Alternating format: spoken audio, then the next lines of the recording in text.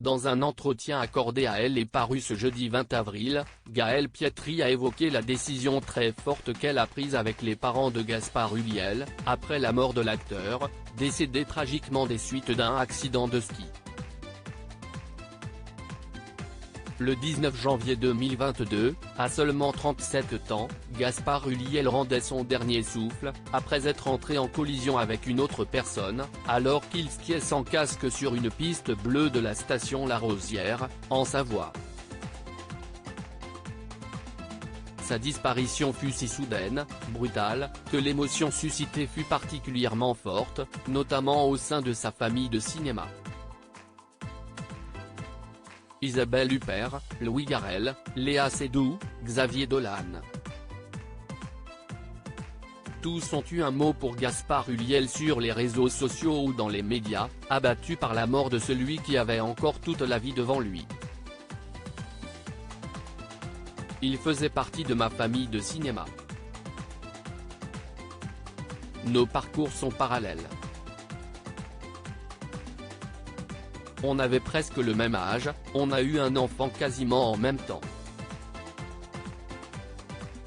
On se connaît depuis qu'on a 20 ans.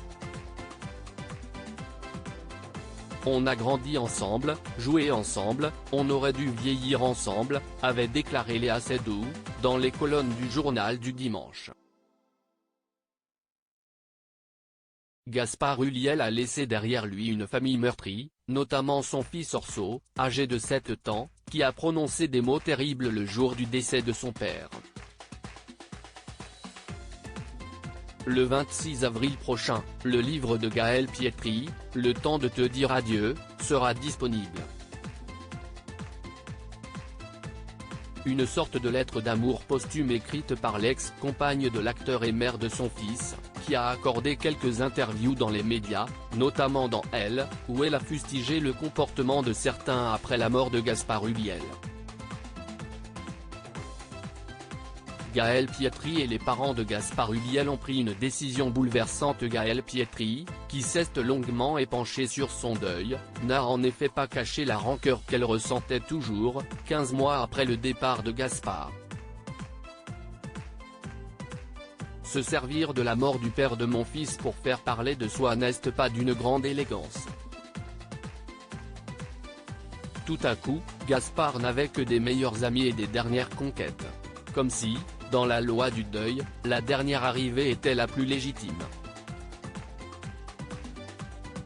J'ai essayé de me mettre à la place de ces gens. Qu'est-ce ce qu'on obtient à s'approprier ainsi une mort? Je pense qu'ils se sont fait une image de Gaspard au cinéma qui n'est pas la sienne et qu'ils confondent avec la réalité, a-t-elle tranché. La maman d'Orso a notamment révélé dans son livre la décision bouleversante prise avec les parents de l'acteur après sa mort, faire don de ses organes.